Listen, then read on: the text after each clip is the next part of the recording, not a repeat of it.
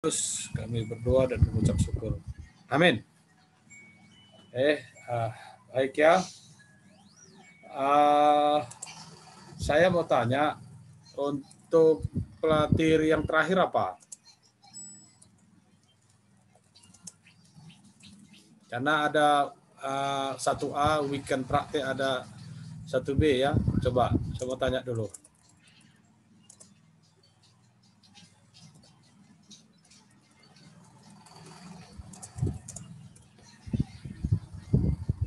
Ayo.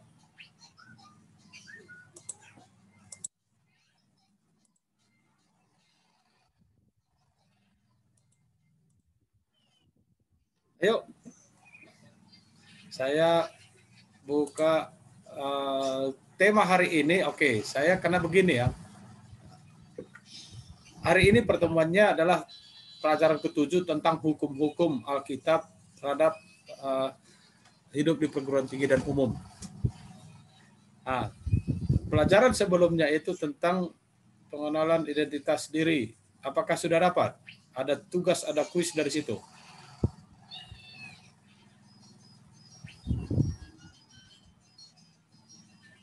Yang kuis 3 bukan. Jadi itu sudah. Kalau kuis Pak, sudah Pak, kalau kuis 3 Pak. Oke, maksud saya kadang saya lupa kan karena tidak satu kelas, jadi sering jadi lupa pelajaran apa ya. Bentar.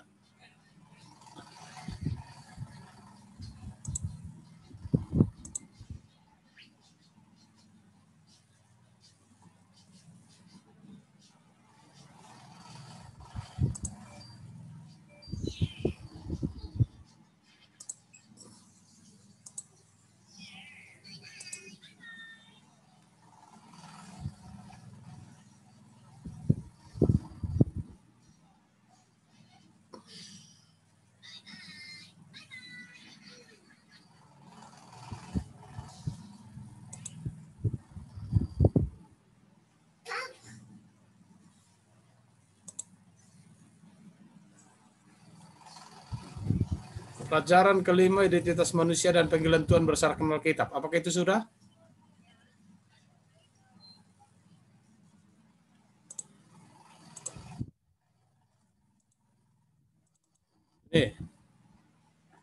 Ini saya 1A, 1B gitu kan, jadi susah. Yang ini nih, coba yang terakhir mana nih?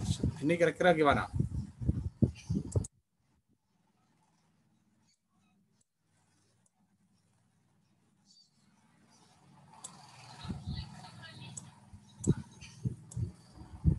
Ini gimana?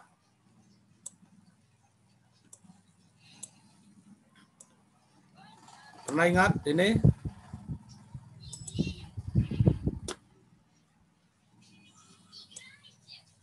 Pernah ingat? Georgia, yang ini? Oh, ini.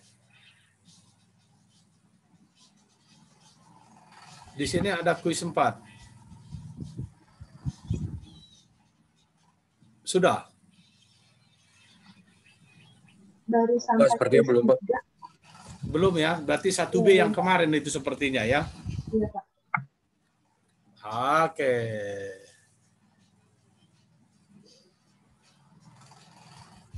Oke, baik. Saya akan singgung identitas dan panggilan Tuhan berdasarkan Alkitab ya. Kemudian saya akan berikan materinya dan ada tugasnya ya. Oke, baik. Kita masuk di sini saja. Tentang hukum-hukum, saya singgung nanti di situ.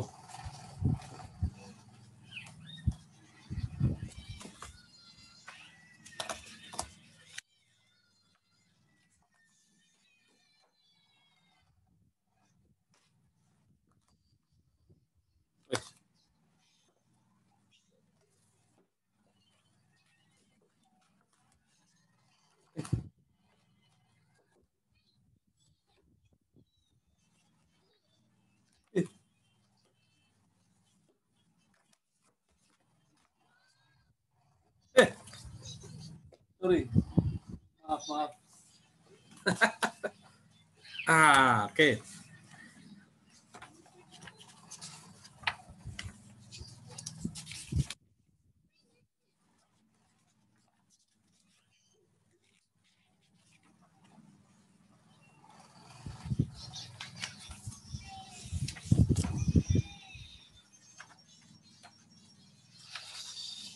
Siap ya?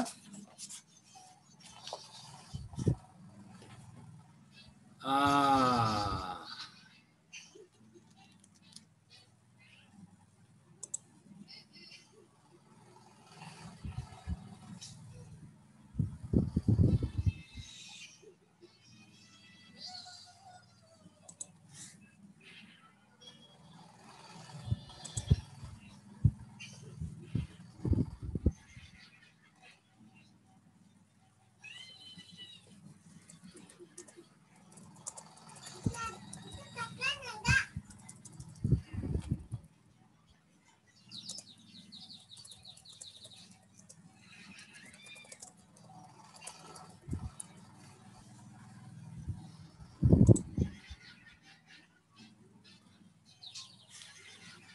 Oke, kita mengulang beberapa pelajaran. Saya harap di sini kalau ada pertanyaan langsung silahkan.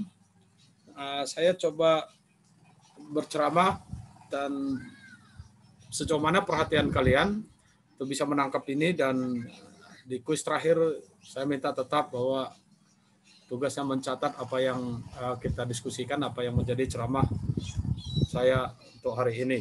Ini cukup panjang, maksud saya panjang itu termasuk dia bagaimana mengenal identitas dan termasuk panggilan gereja sampai kepada hukum-hukumnya. Barangkali hanya sedikit-sedikit, tapi sudah secara inti saya akan beritahukan kepada kalian. Tolong disimak dengan seksama, dan saya harap bahwa kalian sudah mulai belajar bagaimana memfokuskan sehingga menemukan sesuatu yang baru ya. Saya coba lihat dulu webcam ini apa masalahnya, error. Oke, baik, mohon izin. Oke, baik. Supaya tidak ada mengganggu. Ini akan saya record. Ketika sudah saya masukkan di YouTube, kalian bisa akan melihat lagi.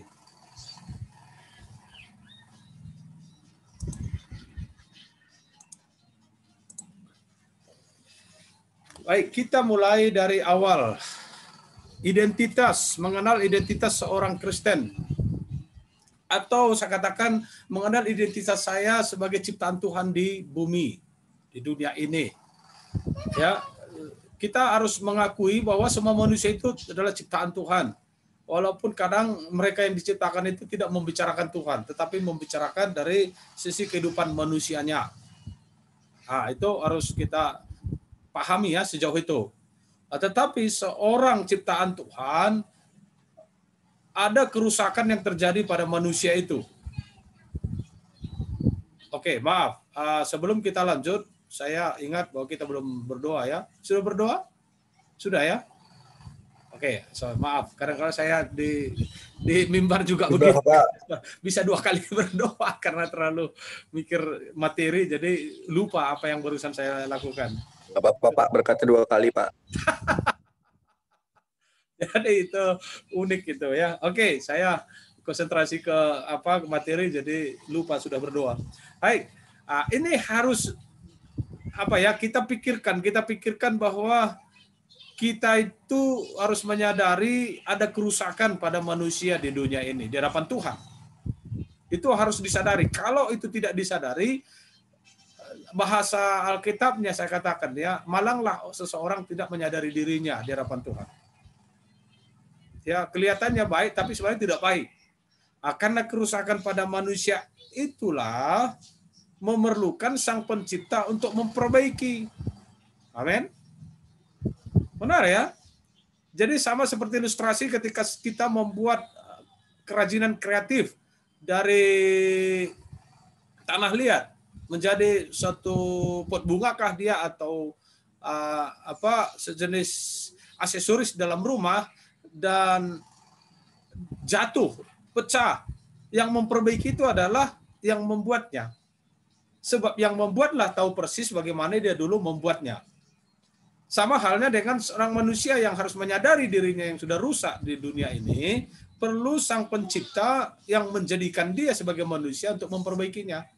Nah, kenapa saya katakan bahwa manusia itu rusak? Dalam Alkitab dikatakan, begitu Adam dan Hawa berbuat dosa, jatuh dan rusak. Ada yang merusak. Yang merusak itu adalah maut ataupun dosa yang menjalar sampai keturunan demi keturunan. Karena sekali berdosa tetap berdosa sampai akan lahirnya dia sebagai manusia, ya.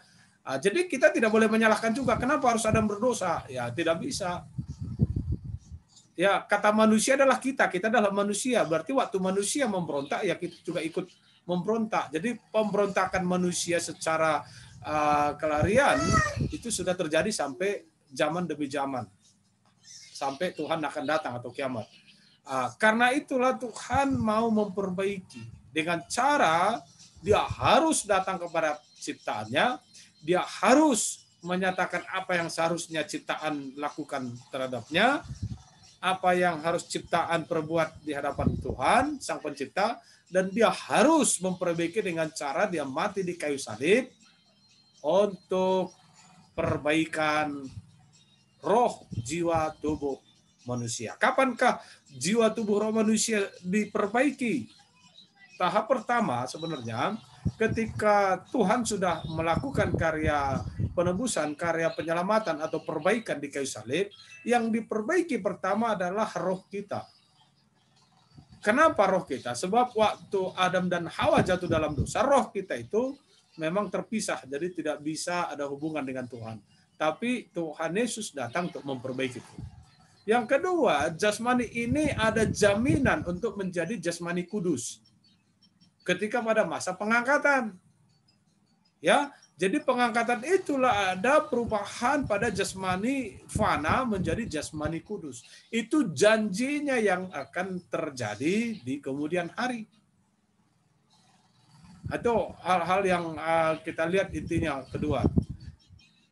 Ketika kita sudah mengetahui bagaimanakah saya benar-benar mengakui, benar-benar sadar bahwa saya sudah diperbaiki Tuhan Yesus. Sama seperti firman Tuhan mengatakan Roma pasal 10 ayat 9-10. Sebab jika engkau mengaku dengan mulutmu bahwa Yesus adalah Tuhan dan percaya di dalam hatimu bahwa Allah telah membangkitkan dia dari antara orang mati, maka kamu akan selamat. Ya, itulah jaminan, itu jaminan, ya. Yohanes 1 ayat 12 juga. Jaminan bahwa kita mengakui kita ini sudah diperbaiki. Tapi kok merasanya masih, ya karena kita ada di tubuh yang fana. Bagaimana kita bisa tahu? Ya ketika kita sudah meninggal. Atau ketika Tuhan Yesus datang kedua kali menjemputnya. Tapi kita harus menyatakan bahwa ya memang saya harus mengakui itu. Sebab dalam Matius, sebab jika engkau mengakui aku di hadapan manusia, maka aku pun mengakui engkau di hadapan Bapakku di sorga. Ya. Nah, inilah yang harus dipahami langkah pertama bagaimana mengenal identitas seseorang. Nah, identitas kita sebagai anak Tuhan. Saya harap ada respon nanti karena saya pikir penjelasan materi ini tidak sempat untuk memberikan undangan, tapi saya akan lanjutkan dengan materi ini. Ketika kita sudah mengetahui bahwa kita ada di dalam Kristus dan Kristus ada di dalam kita, maka kita juga harus menyatakan pengakuan itu bahwa firman Tuhan menjaminnya. Ya, bagaimana firman Tuhan menjamin keselamatan kita? Ya, memang Titus pasal 1 ayat 2 bahwa jaminan keselamatan kita itu berdasarkan pada pengharapan akan hidup yang kekal yang sebelum permulaan zaman sudah disajikan oleh Allah yang tidak berdusta. Artinya, kenapa Tuhan tidak menghanguskan manusia berdosa pada zaman Adam dan Hawa? Karena dia sudah mempersiapkan ada perbaikan manusia itu. Dan dia sudah mempersiapkan setelah diperbaiki kemana? Ke surga. Dan Tuhan sudah mempersiapkan tempat di mana dia berada. itu sudah disajikan, itu sudah diberitahukan sebelum zaman purbakala, permulaan zaman purbakala. Itu. Yang kedua, bahwa bagaimana firman Tuhan menjamin kita beroleh hidup yang kekal karena kita percaya. Ya, saya coba menegaskan juga hal ini. Kalau kita misalnya sadar akan ada kesakitan, berarti kita sadar akan ada kesembuhan. Kalau kita sadar misalnya ada hidup untuk hari esok, maka kita pun akan nyaman tidur di malam harinya. Berarti kita pun membayangkan, berarti kalau saya hidup sampai tua, nggak mungkin saya hidup terus kan? Akan mati. Seseorang yang tidak tahu setelah kematian ada kehidupan, betapa dia takutnya untuk mati. Coba kita renungkan, kita pikirkan. Betapa dia berpikir takutnya untuk mati sebab dia tidak tahu setelah mati kemana. Tetapi orang yang tadi percaya bahwa ada surga, ada neraka, ada kematian, ada Tuhan, maka dia tahu jalan itu, bahwa ada kehidupan setelah kematian, dia tidak takut mati. Dan menjalani hari-hari sakit pun dia tidak begitu takut. Ya sakit-sakit, hanya tidak bisa berbuat banyak. Kalau sakit ya memang sakit badannya. Tapi kan ada waktu kesakitan hari tua kan, belum tentu dia rasakan sakit kan. Ya memang hari tua membatasi jasmaninya, tidak bisa bergerak. Tapi dia tidak rasa sakit gitu. Ada usia 90 tahun, 80 tahun, sebenarnya dia tidak merasa sakit jasmaninya. Tapi dia tidak banyak bisa berbuat apa-apa. Kalau dia melakukan aktivitas di luar kemampuan jasmaninya yang sudah renta tua itu, pasti ada sakit kan? Karena itu dibatasi. Tetapi dia tidak takut untuk mati. Sebab apa? Dia tahu ada kehidupan setelah kematian. Kenapa? Percaya kepada Tuhan yang tidak kelihatan. Itu jaminannya ya. Kita juga melihat Yohanes 5:24, kita mempunyai hidup yang kekal apabila kita sudah ada di dalam Yesus Kristus. Dalam arti begini, ada pengakuan dalam hati kita itu bahwa kita ini sudah ada dalam Yesus Kristus. Siapa yang tahu? Ya kita sendiri. Dan kalau orang bertanya bagaimana caramu membuktikan bahwa ada Kristus dalam dirimu yang tidak pernah kelihatan, ada hidup kekal dalam dirimu yang tidak pernah kelihatan. Ya, itulah iman. Itulah yang disebut iman. Ya, ibarat misalnya kalau kita mau makan, pasti kita tidak mempertanyakan nasi itu bisa dimakan atau tidak. Benar? Tapi kenapa kita harus makan? Kemudian kita beli aqua di mana-mana, mau di warung, mau di tempat baru, di restoran, di supermarket, di mall. Kita tidak pernah tanya siapa yang bikin aqua, bagaimana cara bungkusnya, apa isi aqua itu, air itu bersih atau tidak, bagaimana dengan pH-nya, bagaimana dengan kemurniannya, bagaimana dengan kebersihannya, bagaimana dengan segala macam, apakah corona ada, segala macam. Kita tidak pernah tanya. Tapi begitu kita haus, kita bisa meraih minuman aqua itu, botol itu, kita langsung minum. Bahkan tidak pernah berdoa untuk minum aqua. Benar? Itulah membuktikan adanya kekekalan dalam diri kita. Oke, bagaimana dengan yang bukan anak Tuhan? Bagaimana? Ya, itu pengharapan bagi dia bahwa dia memiliki iman. Itulah iman. Tapi syukurnya ketika kita sudah mengetahui bahwa iman kita bukan saja iman sebagai orang yang hidup di dunia, tetapi rupanya iman kita itu ada di dalam Yesus Kristus. Jadi ada dua hal yang penting dalam hidup manusia yang bisa dimiliki oleh anak-anak Tuhan. Pertama, dia punya iman hidup sebagai ciptaan Tuhan di dunia dengan melakukan banyak hal tanpa pertimbangan dan perhitungan. Yaitu tadi seperti makan, seperti pergi, tidur juga. Nggak mikir nanti saya tidur bangun lagi nggak. Jangan-jangan nggak bernapas saya besok paginya. Nggak ada pernah mikir orang begitu. Yang penting dia tidur, tiba-tiba dia bangun lagi. Itu iman. Yang kedua, dia punya iman dalam Kristus, artinya saya kalau mati sudah ada tempat saya di surga. Karena yang menjamin adalah Kristus dalam iman kita itu, atau Kristus dalam diri kita itu yang membawa kita kepada Allah kelak. Jadi dua hal ini, makanya pentingnya orang dunia umum punya iman ketika mereka menyadari hidup mereka itu perlu diperbaiki pencipta, maka perlu Kristus. Tapi kalau mereka tidak menyadari bahwa mereka memerlukan pencipta yang memperbaiki jiwa roh tubuhnya, mereka tidak mau dengar tentang Yesus Kristus. Dan imannya tidak akan timbul kepada Yesus Kristus. Tapi kita bersyukur karena kita memang menyadari hidup kita ini perlu pencipta memperbaikinya. Kita dengar Injil, iman dikaruniakan, kita menerima Yesus Kristus. Kita mengakui Yesus Kristus sebagai Tuhan kita. Sehingga dua hal ini kita miliki. Iman sebagai ciptaan Tuhan dan iman di dalam Yesus Kristus untuk pengharapan ke surga.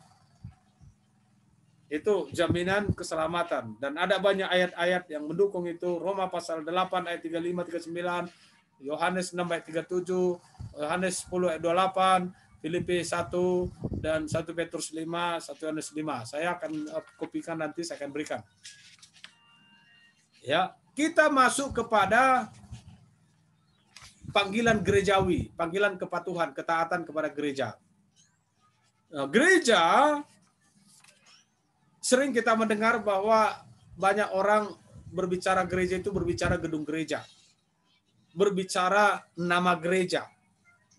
Apakah dia gereja KBP, gereja Katolik, gereja Advent, gereja Karismatik, Betel, gereja Baptis, gereja Kristen Protestan, gereja Anglikan, gereja Presbyterian, gereja Metodis, gereja Betani, banyak sekali. Ya, itu berbicara judul daripada komunitas. Tapi Alkitab menyebutkan apa itu gereja? Gereja itu adalah bukan gedungnya, tetapi orang-orangnya. Harus dipahami. Kenapa gereja itu disebut orang-orangnya? Sebab gereja itu diambil dari kata jemaat. Jemaat itu berbicara tentang orang. Jemaat itu adalah jama' yang diartikan adalah persekutuan orang-orang yang sudah menerima Yesus Kristus Tuhan dan Juru Selamatnya. Sudah dibaptis dan berkumpul dalam satu tempat dalam pengajaran firman Tuhan. Kalau realitanya kita lihat gereja itu diartikan itu di Matius pasal 28 ayat 19-20. Ya, dikatakan di situ, pergilah jadikanlah semua bangsa muridku dan baptislah mereka dalam nama Bapa dan Anak dan Roh Kudus. Dan ajarlah mereka melakukan segala sesuatu yang telah kuperintahkan kepada kamu. Dan ketahuilah aku menyertai engkau sampai akhir zaman. Perhatikan ada 4 di situ. 3 hal yang besar, tiga hal besar yang terjadi. Pertama adalah jadikan murid Kristus, bukan murid pendeta, bukan muridnya seseorang. Oke? Murid Kristus itu berarti mereka sudah menerima Tuhan Yesus dalam hatinya, sudah mengundang, mengaku Yesus Tuhan dalam hatinya. Dan itu meterai, itulah dia jadi murid. Yang kedua, dia dibaptiskan, dia memberi diri dibaptis. Pada Kisah Para Rasul pasal 2 kan setelah mereka mendengarkan Injil itu mereka memberi diri baptis. Tetapi Matius menyatakan baptiskanlah. Karena perintah Matius itu kepada para rasul. Sebab para rasul sebelumnya dia percaya Yesus, terima Yesus, dia memberi diri dibaptis Yesus. Maka perintah Matius itu kepada murid-muridnya untuk menjadikan murid, banyak orang murid Kristus, dan yang kedua membaptis mereka dalam nama Bapa, Anak, dan Roh Kudus. Yang ketiga, ikut dalam pengajaran. Makanya dia akan kepada rasul itu, ajarlah mereka melakukan segala sesuatu yang telah kuperintahkan. Di dalam Kisah Para Rasul, maka mereka itu selalu setia ikut dalam pengajaran rasul-rasul. Berarti 3 hal ini, hal penting, inilah yang menjadi panggilan gerejawi, identitas gereja. Yaitu, dia sudah diselamatkan dalam Yesus, menjadi murid Yesus, dia memberi diri dibaptis di gereja, di tempat persekutuan, dia memberikan diri diajar atau selalu setia beribadah, mengikuti pengajaran-pengajaran Rasul. Kemudian jaminan daripada kehidupan jemaat ini di dunia dan juga pemimpin jemaat yaitu para rasul dan sekarang itu para pendeta, itu dijamin bahwa Allah menyertai mereka. Kayak dalam ayat 20, ketahuilah aku menyertai engkau sampai kepada akhir zaman. Dalam Matius 28 ayat 19-20 itu. Inilah yang disebut gereja lokal. Gereja di mana ada pemimpin lokalnya yang dikaruniakan Tuhan. Sebab di dalam gereja dikaruniakan siapa?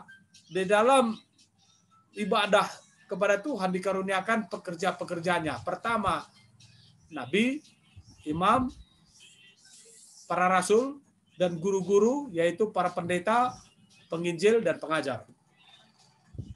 Itu dikaruniakan. Nah, jadi menurut Alkitab juga Yesus Kristus adalah kepala jemaat. Bukan. Kepala itu, ya kepala. Kalau pemimpin, belum tentu kepala. Benar? Kalau pengelola, belum tentu kepala. Kalau bos, belum tentu kepala. Karena dari kata pemimpin pun tidak semata-mata kepala. Kata bos pun tidak diartikan kepala. Tapi kalau disebut arti kepala, ya kepala. Ini kepala.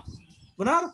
Ini kepala gitu. Hanya satu kepala. Jadi kenapa disebut dalam Alkitab bahwa Yesus adalah kepala tubuh jemaat? Karena jemaat itu anggota-anggotanya. Sebab Yesus Kristus yang sulung, yang pertama bangkit dari antara orang mati, sehingga ia yang lebih utama dalam segala sesuatu. Kolose 1 ayat 18. Jadi Kolose 1 ayat 18, memang dia adalah kepala jemaat. Dia kenapa kepala? Salah satunya dia datang dari surga, dia membuka gereja, sebab di batas batu karang inilah aku dirikan gerejaku, kan kata Yesus kan dalam Matius kan. Kemudian dia pun yang bangkit pertama sekali dari kematian. Dia mati kan bangkit. Itulah yang menjadikan dia kepala yang kita pahami di dunia. Bukan berarti itu ya iya. Di samping daripada memang Tuhan jadikan dia kepala jemaat. Karena dia dari surga kan. Dan segala sesuatu yang telah diletakkan di bawah kaki Kristus dan di dalam yang telah diberikannya kepada jemaat sebagai kepala dari segala yang ada. Efesus 1 ayat 22. Ya. Tadi kita singgung apa aja sih dalam ordonansi jabatan itu ada. Tapi ada di dalam gereja lokal itu ada 2 jabatan jemaat lokal. Dua jabatan jemaat lokal. Pertama jabatan itu adalah jabatan penilik jemaat, yaitu gembala jemaat. 1 Timotius pasal 3 ayat 1 mengatakan, benarlah perkataan ini, orang yang menghendaki jabatan penilik jemaat menginginkan pekerjaan yang indah. Jadi jabatan di dalam gereja lokal di dunia itu, gereja setempat ya, bukan universal, tidak itu. Adalah jemaat, adalah penilik, yaitu gembala sidangnya, gembala jemaatnya. Oke, singgung sedikit tentang gereja. Ada gereja lokal, berarti seolah-olah ada gereja universal. Gereja universal dalam Alkitab tidak pernah disebutkan. Dan tidak pernah saya temukan penyebutan gereja universal.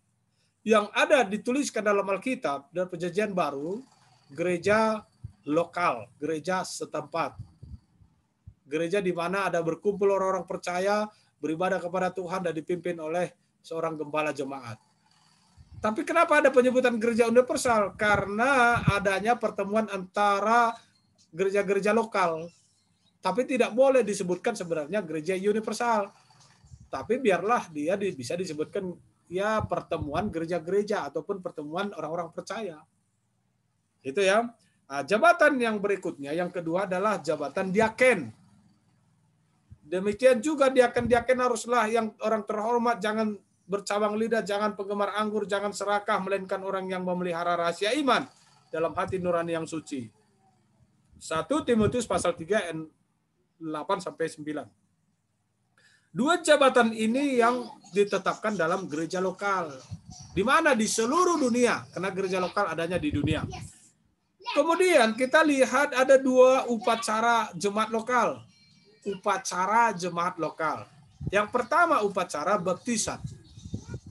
Dalam Alkitab hanya baptisan yang disebutkan upacara yang dinyatakan oleh Yesus Kristus dan dilakukan Yesus Kristus. Karena itu di dalam perjalanan Yesus bersama murid-muridnya mereka melakukan apa? Pertama baptisan, penginjilan, kemudian baptisan. Setelah itu mereka melakukan perjamuan Tuhan.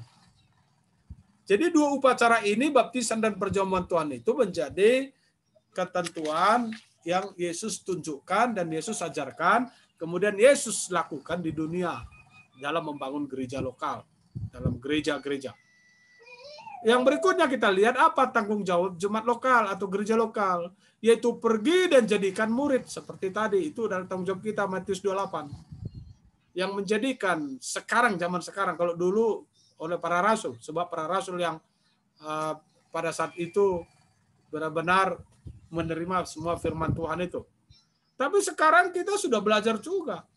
Kalian juga ikut bergereja, belajar sekarang di sini mengetahui apa sih maksud Alkitab. Yaitu menjadi saksinya. Bagaimana selevel kita ini sebagai mahasiswa menjadi saksi Tuhan? Saya kan tidak sekolah Alkitab, tidak sekolah teologi. Ya, kata pergi itu menunjukkan seperti ini. Pergi saja jalan, setiap perjalanan hidupmu itu disaksikan orang. Diperhatikan orang. Bagaimana kita berjalan dengan baik, bagaimana kita berbicara kepada sesama dengan baik, bagaimana kita menunjukkan bahwa kita punya pengharapan dalam Yesus Kristus di mata orang banyak. Itulah disebut pergilah menjadi saksi. Sehingga orang akan datang kepada kita mempertanyakan, kok kamu berbeda dari yang lainnya? Oh iya. Kenapa? Karena saya percaya kepada Tuhan Yesus. Itu sudah menginjili langsung. Karena setiap daripada tingkah laku hidup kita itu diperhatikan orang, pasti orang akan penasaran.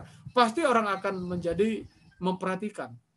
Dan ketika ada kesempatan, pasti akan ditanyakan. Maka waktu ditanyakan, kita menyatakan siapakah yang menjadikan kita berbeda itu, yaitu Yesus Kristus. Bagaimana bisa? Dia ada di dalam diri saya, dalam hati saya. Sebab apa? Saya percaya dan menerima dia. Nah, itu ya. Yang kedua, apa tanggung jawabnya lagi? Membangun anggota. 1 Korintus 14 ayat 26. Tetapi semuanya itu harus dipergunakan untuk membangun. Jadi baik kita di luar juga menjadi pengaruh baik pada orang, baik juga di dalam jemaat kita saling menasihati, saling mendorong, saling membangun. Apakah kita membangun keluarga kita selalu dengan kata-kata nasihat membangun, apa dengan saudara seiman kita di dalam gereja. Ya. Kemudian membangun anggota itu untuk memperlengkapi orang-orang kudus bagi pekerjaan pelayanan dan bagi pembangunan tubuh Kristus.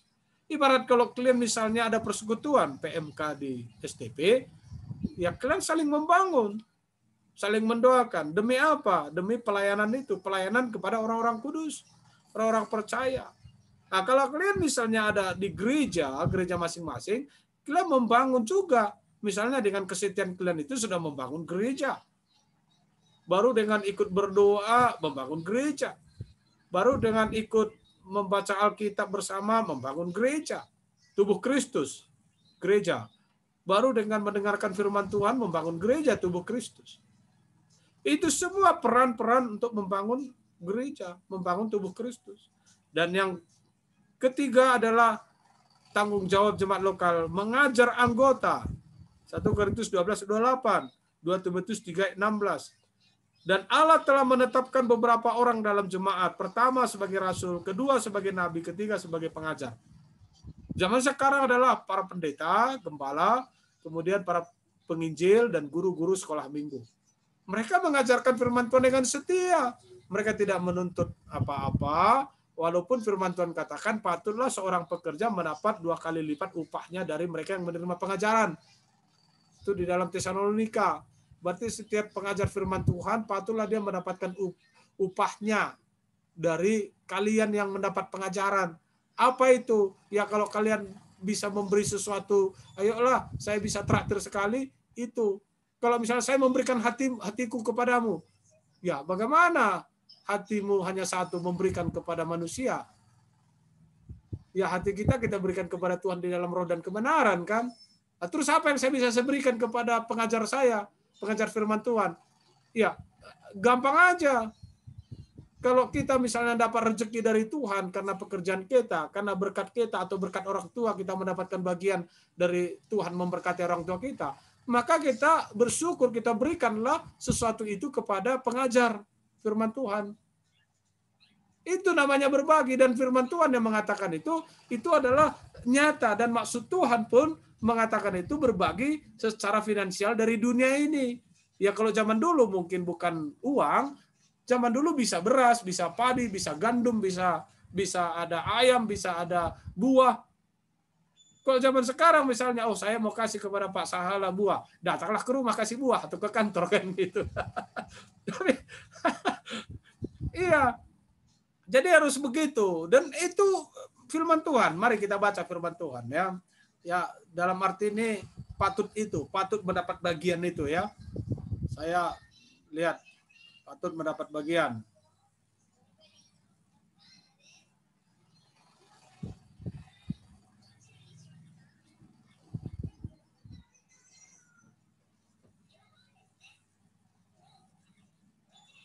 Oke.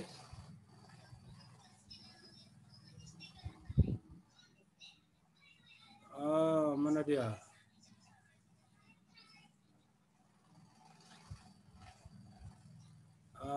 Buka di dalam, supaya kalian nanti setelah dewasa sudah diberkati Tuhan, supaya kalian tahu ini ya. Ini firman Tuhan, bukan semata-mata hanya seperti kebutuhan, tidak. Ini 1 Timotius pasal 5 ayat 17, coba buka. 1 Timotius pasal 5 ayat 17.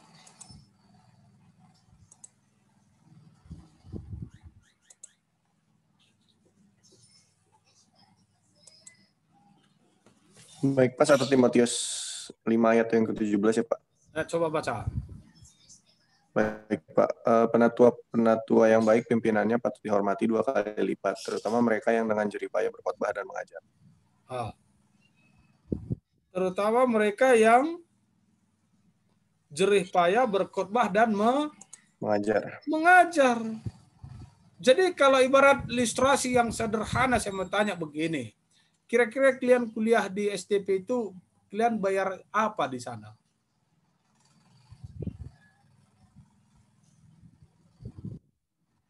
Ayo. Oke. Ayo, Mika. Bayar semesteran, Pak. Bayar apa? Semesteran. Bayar semesteran itu untuk bayar apa itu? Oke, baik.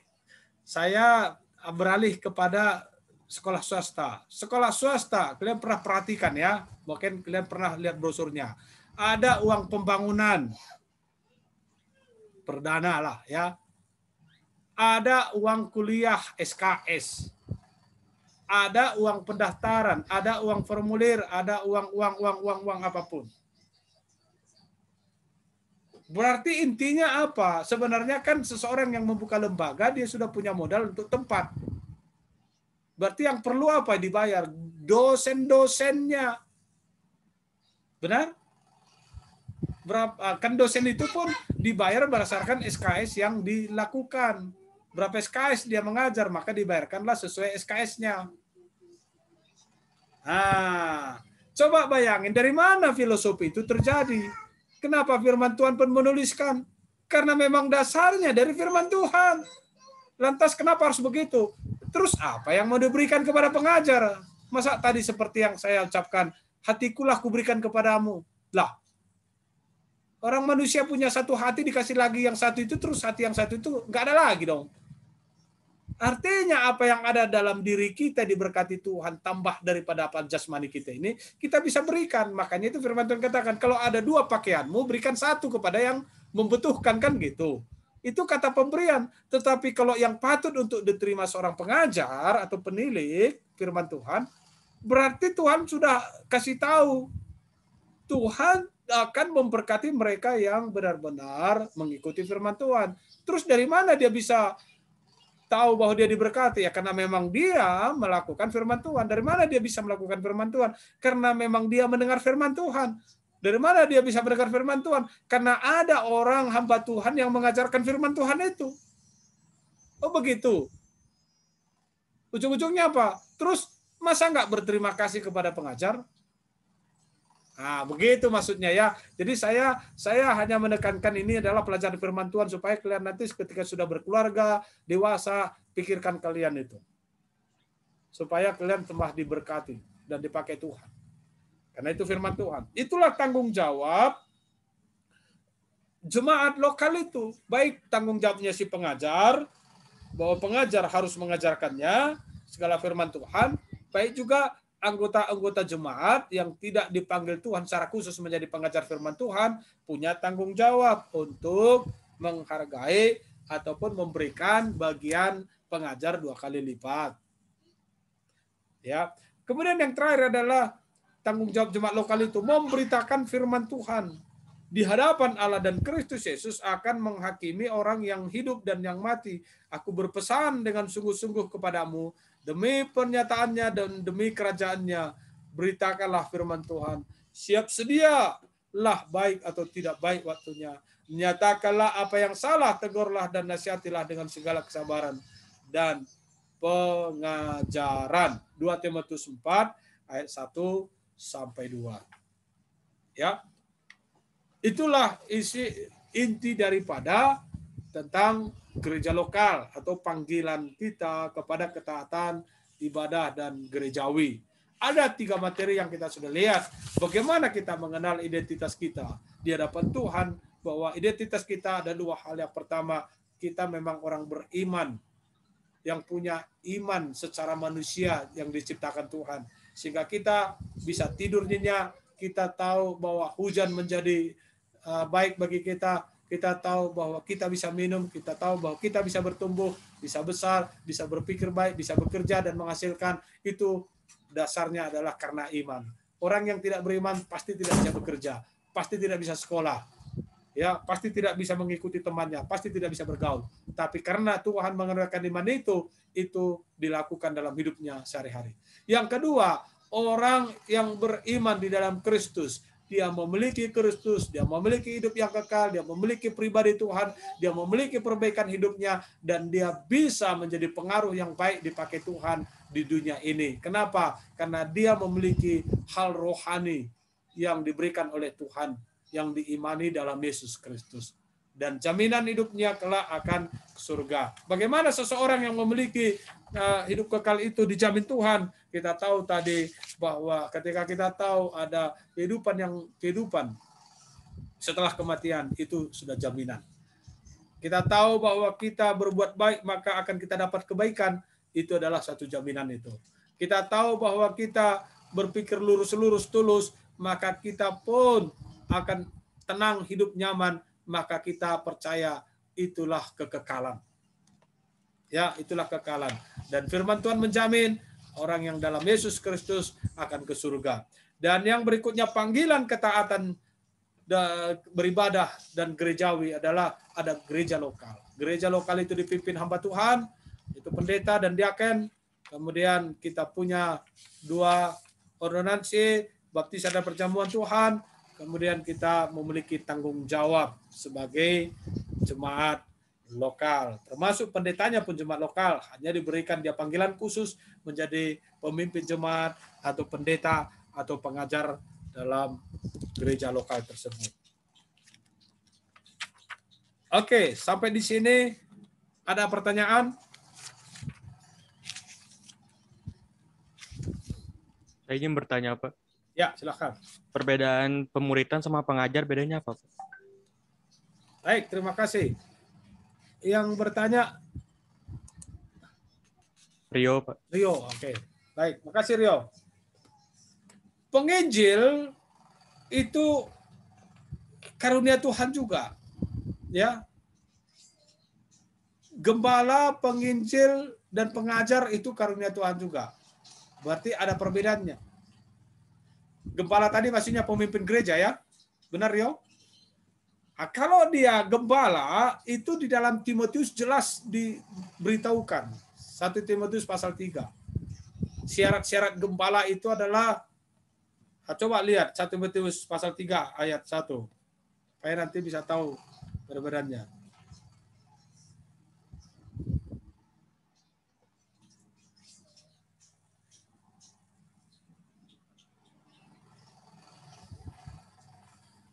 Oke. Dikatakan di situ dalam 1 Timotius pasal 3 ya. Ada di situ syarat-syarat pendeta, itu penilik. Penilik jemaat itu adalah pendeta gembala jemaat setempat. Penilik jemaat haruslah seorang yang tidak bercacat, suami dari satu istri. Suami dari satu istri. Dapat menahan diri, bijaksana, sopan, suka memberi tumpangan, cakap mengajar orang. Bukan peminum, bukan pemarah, melainkan peramah, pendamai, bukan hamba uang. Seorang kepala keluarga yang baik, disegani dan dihormati oleh anak-anaknya. Jikalau orang yang tidak tahu mengepalai keluarganya sendiri, bagaimanakah ia dapat mengurus jemaat Allah? Janganlah ia seorang yang baru bertobat, agar jangan ia menjadi sombong dan kena hukum iblis. Hendaklah ia juga mempunyai nama baik di luar jemaat, agar jangan digugat orang dan jatuh ke dalam jerat iblis. Kemudian mirip-miripnya itu, penilik ini kan menjadi gembala. Miripnya itu pekerja gereja, yaitu diaken. Diaken itu bisa disebut ada sintualah dalam bahasa Batak, ada pekerja gereja, staf. Tapi staf yang ditahbiskan, bukan hanya staf-staf tasan.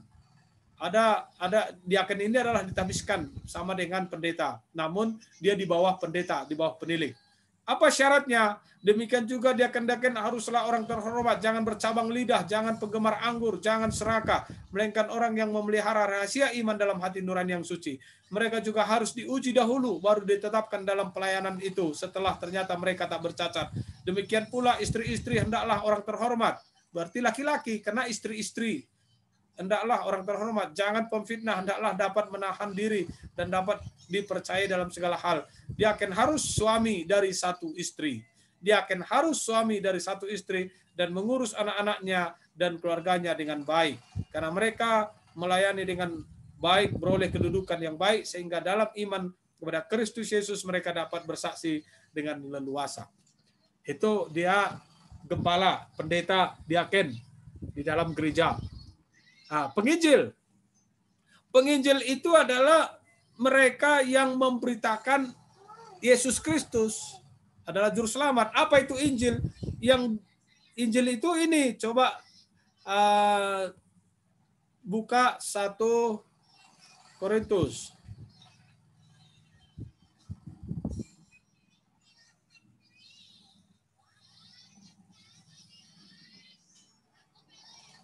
Satu Korintus pasal 15, coba.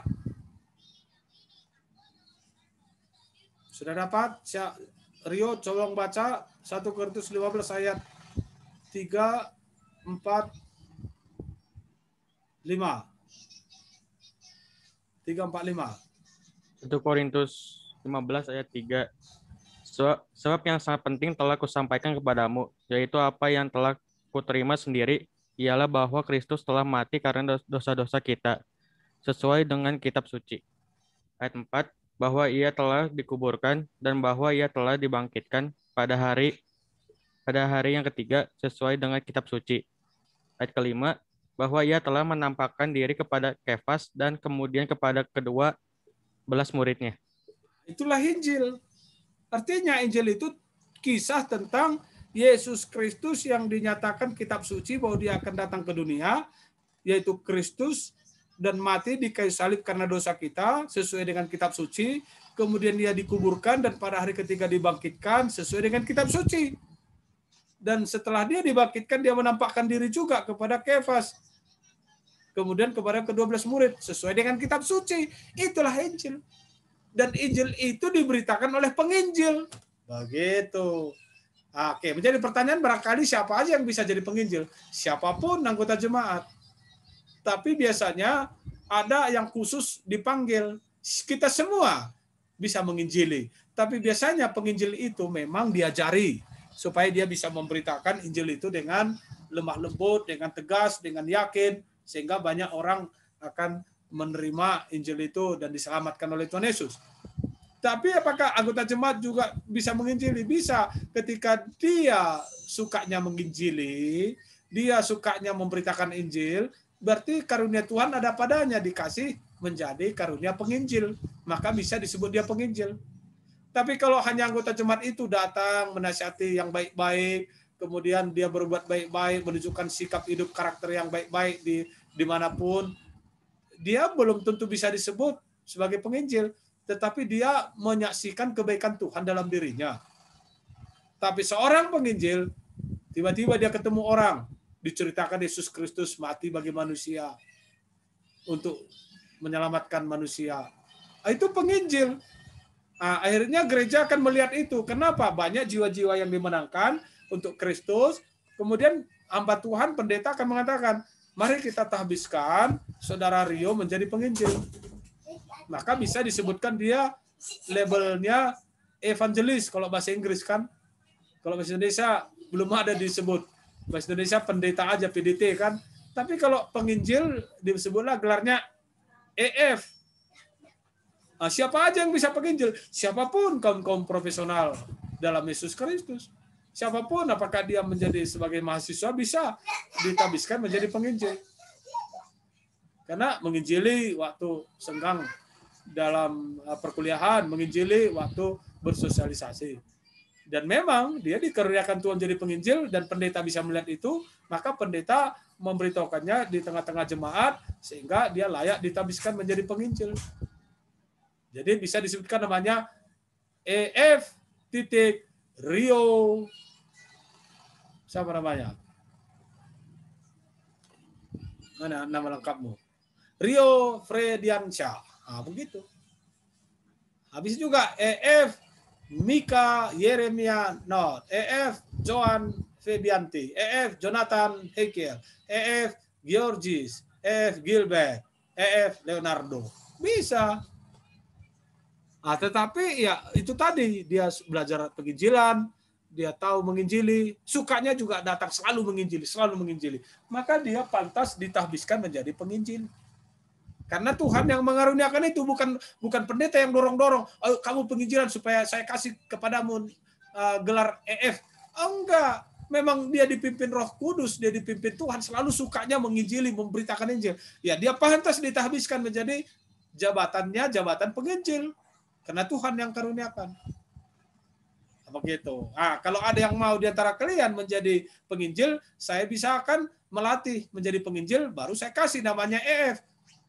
Walaupun sebagai mahasiswa, memang kalau Tuhan karuniakan dari penginjil, dia sukanya pasti nanti menginjili. Maka pantaslah diberikan gelar dia EF oleh pendeta gereja setempat. Evangelis. Gitu ya. Itu Rio. Bagaimana? Baik Pak, terima kasih sudah terjawab. Oke, baik. Ada lagi pertanyaan?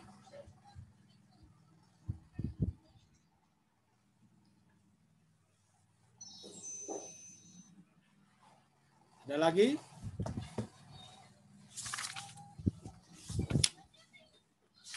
Baik, kalau tidak ada... Pak, saya izin bertanya, Pak. Oh ya, silakan. Tadi yang ceramah Bapak di awal tentang orang mati itu, saya sedikit sharing nggak apa-apa ya. Jadi saya dulu beberapa bulan lalu saya punya pacar, dia itu bilang saya bahwa dia itu takut mati, Pak. Dia belum puas melayani Tuhan, dia masih berbuat dosa. Tapi kenapa dia dipanggil Tuhan, Pak? Oh, mati? Iya. Oh, tapi dia sering... Wafat, Pak, wafat. Ya, wafat, Pak, meninggal. Pak, gitu. wafat, Pak. Coba kasih tahu kronologisnya. Coba bagaimana? Kronologis gimana, Pak? Latar belakangnya, apa yang dilakukan, kemudian kenapa dia mati itu, apakah sakit, apa segala macam, sedikit mungkin, coba. Dia suka pelayanan di gereja, saya suka nemenin dia ibadah. terus suka sharing-sharing kalau misalkan dia tuh masih belum siap untuk dipanggil Tuhan. Terus bulan Januari kemarin itu kecelakaan, terus meninggal gitu Pak. Oke. Baik, saya tidak pertanyakan dari gereja apa dan bagaimana pengajarannya ya. Saya hanya coba menjelaskan seperti ini. Kematian itu adalah memang kedaulatan Tuhan. Ya, dan tidak bisa ditahan ketika Tuhan menyatakan itu. Tetapi ada kematian ini harus kita renungkan. Sebenarnya ketika kita lahir di dunia ini kan kita sudah mendapatkan ganjaran maut itu. Maut itu ada mati hubungan kita putus dengan Allah. Itu harus dipastikan. Makanya saya tidak akan tanya gereja apa dia dan bagaimana pengajarannya. Yang perlu dipertanyakan, benarkah sudah terhubung hidupnya dengan Kristus, dengan Tuhan Allah itu? Karena begitu lahir di dunia, sebelum diperbaiki hubungan kita dengan Allah, maka kita tetap disebut mati. Mati dalam arti hubungan kita terputus dengan Allah. Yang tahu adalah kita sendiri dengan Allah aja. Oke? Yang itu ke satu. Yang maut kedua adalah mati jasmani. Itu mati jasmani kapanpun bisa terjadi, tetapi mati jasmani ini bisa di dalam Alkitab menyebutkan mati karena kita yang melakukannya sendiri. Makanya di dalam pengkhotbah dikatakan jangan mau mati sebelum waktunya. Ada dalam Alkitab. Saya mau kasih tahu dulu ya.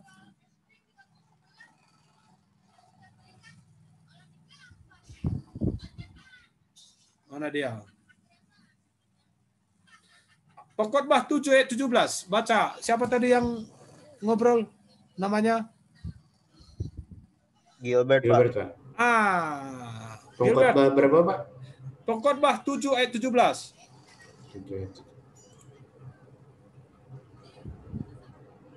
Janganlah terlalu fasik, janganlah bodoh. Mengapa engkau mau mati sebelum waktumu? Itu jelas itu, Gilbert. Jadi banyak manusia yang membuat dirinya itu mati sebelum waktunya gitu. Ya. Dan saya pikir kalau seseorang terjadi begini berarti dia belum dalam Tuhan. Karena tidak ada hubungan kepada Tuhan untuk menolong dia, kecuali memang kedaulatan Tuhan untuk menolong dia untuk tidak mati. Misalnya, waduh saya baru putus cinta, kemudian dia mabuk-mabuk sampai narkoba karena dia pingin mati gitu. Tapi nggak mati-mati kan? Kenapa? Rupanya dia ada dalam Tuhan kan, Tuhan tolong nyawanya dia. Ya kan, adalah orang tuanya diobati dia kemana, nggak mati kan? Tapi ada yang memang nggak ada hubungan dengan Tuhan. Dia minum, dia hanya minum 3 gelas yang racikan racun yang menghebatkan itu kan, mati. Terus nanti kesaksiannya, dia orang rajin, dia berdoa di gereja, dia datang ke gereja, tapi kan tidak terhubung dia dengan Allah. Hanya gereja-gerejaan aja misalnya kan, dia ngikut ini segala macam. Tapi dia tidak pernah menerima Kristus sebelumnya. Sama seperti Yudas. Yudas itu kan mati karena menginginkan mati kan, mati. Dia kan bunuh diri. Tapi selama dia bersama Yesus, dia tidak pernah mentuhankan Yesus loh. Dia tidak selamat. Dia tidak ada ke surga. Maka dia membunuh dirinya. Di dalam Wahyu dikatakan orang yang bunuh diri itu tidak berkenan kepada Tuhan. Artinya memang itu karena akibat tidak selamat. Jadi dia mematikan dirinya di hadapan Tuhan kan. Jadi akibat kematian bisa memang kita sendiri yang melakukannya. Kemudian ada juga saya lihat di dalam Alkitab, orang mati itu bisa juga karena akibat orang lain. Di mana posisinya? Oke, dalam Alkitab banyak sekali ya. Misalnya terjadi peperangan. Ya kita ada di misalnya peranglah Indonesia dengan negara lain. Kita ada di dalam, kita pun bisa ikut mati gitu. Atau kita misalnya ada di daerah konflik. Kita juga ikut mati. Kemudian kita mungkin daerah banjir. Mati semua orang yang terendam banjir. Ya kita pun mati sebagai anak Tuhan. Kemudian kita mungkin ada di daerahnya Gagik Gunung. Ada longsor, semua rumah di situ. Kita ikut juga di situ di dalamnya. Ya mati kita. Itu itu karena akibat orang lain. Ya karena persoalan manusia ada di situ. Mungkin kita tetap bertahan di lingkungan orang-orang yang benar-benar bejat dan menantang Tuhan. Sehingga Tuhan menghabiskan itu. Sama seperti kejadian Sodom Gomora. Kenapa Tuhan menyelamatkan keluarganya Lot? Karena Tuhan mengendaki mereka tidak mati. Tapi ternyata apa? Ada di situ pengikut-pengikut Lot yang banyak mati kan? Itu pun istrinya ikut mati gitu. Nah, jadi inilah daripada akibat-akibat perbuatan orang. Jadi anak-anak Tuhan bisa ikut mati, gitu ya. Nah, yang berikutnya, memang pada waktunya mati. Dia sudah usia lama, sudah tua 100 tahun atau 90 tahun, ya matilah. Yang lama-lama hidup kan sakit dia. Memang sudah sewajarnya. Kenapa? Karena Tuhan sudah katakan dalam Alkitab, usia manusia 70 tahun. Kalau dia kuat 80 tahun. Berarti bonus itu kalau 90 tahun, 100 tahun. Makanya banyak orang tua yang usia 90 tahun, saya mau mate-mate, ini nggak mate-mate katanya. Jadi kadang-kadang ketawa anaknya, kok mau mati katanya, kami mau lihat lagi. Ya emang yang kau rasakan siapa? Saya merasakan sendiri, badan saya ini sudah capek benar ini, udah tua renta, bingung saya melangkah kemana-mana terbatas, maunya matilah, tapi nggak mati-mati. Jadi artinya ada masa yang memang harus dia mati, di masa tua. Selanjutnya ada kematian-kematian lain itu nanti kita pelajari. Begitu Gilbert. Kira-kira sudah nangkap? Sudah Pak, terima kasih Pak. Oke, lanjut lagi. Siapa lagi yang bertanya? Mungkin sudah Pak, waktunya juga udah mau habis Pak. Oke, baik. Baik ya, 5 menit lagi. Terima kasih semuanya. Inilah pelajaran kita hari ini dan tugasnya ada kuis 4. Yang pertama tugasnya Ada tugasnya Pak ya? selalu. Selalu ya. Oke Pak. Iya dong. Mantap. Kan ini yang membuat kita lebih berkembang nanti.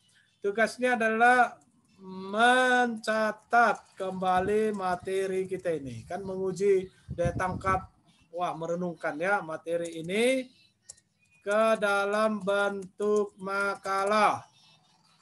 Ya.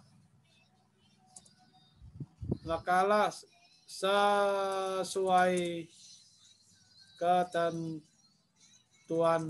artikel sekolah. Nah, ini ya. Kemudian tuliskan juga ayat-ayat yang berhubungan. Dan berikutnya ya. Itu aja tugasnya. Iya Pak, udah cukup Pak ya. Ya, dikumpulkan di kuis 4 Google Classroom. Saya sudah buka. Saya buka lagi. Maaf Pak. Ya. Maaf Pak, mau tahu ini berarti yang pertemuan sekarang ini kan di-record. Nanti Bapak upload di YouTube ya Pak ya? Betul ya Pak? Siap. Saya Itu di YouTube Bapak ya Pak? Ya.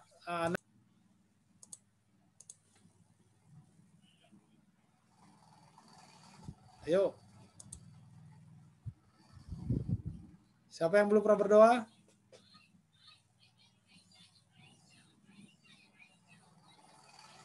Mika sudah pernah berdoa? Belum pernah, Pak.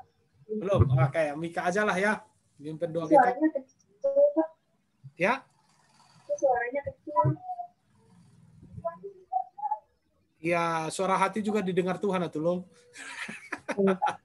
Betul Pak, betul sekali Pak. Bukan Sangat soal betul, Pak. volume suara, tapi soal niat Pak. Iya, ajaib kalau Rio mendengar suara hatinya Mika kan. Jadi ayo.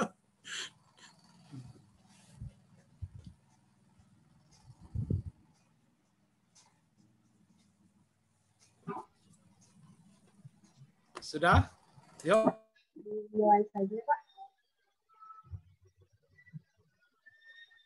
Apakah bisa mendengar suara saya dengan jelas, Pak? Ya, kedengaran suaranya. Boleh, kedengaran suaranya. Kedengaran Mil. Kedengaran. Kedengaran.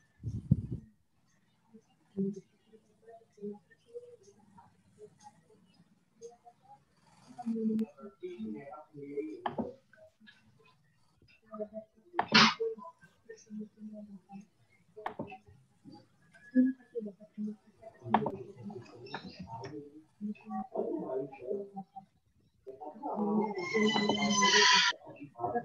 kasih Bapak. Semoga Bapak kami berdoa juga untuk hal yang Bapak dan ketika hal yang Bapak yang memberikan kami yang luar biasa. Terima kasih Bapak. Terima kasih. Dan kami mengucapkan istirahat Bapak. Semoga kami bisa istirahat kami dengan baik ya Bapak. Terima kasih. Dan kami juga nanti akan lanjutkan Bapak. Lanjutkanlah semuanya Bapak dan internet dan siapkan kami ya Bapak. Terima kasih. Inilah doa dan pengharapan kami dalam nama Yesus. Amin. Amin. Amin. Baik, amin. Baik, puji Tuhan. Terima kasih semuanya. Sampai ketemu. Terima kasih Pak Zahra. Terima kasih Pak, terima kasih. Terima kasih banyak Pak. Terima kasih banyak Sama-sama. Pak. Terima kasih. Terima kasih banyak Pak Sala. Ya, Shalom. dekat kepada keluarga. Shalom Pak, terima kasih banyak. Semoga Terima kasih, Bapak Pak. menyenangkan. Selamat pagi Pak. Shalom.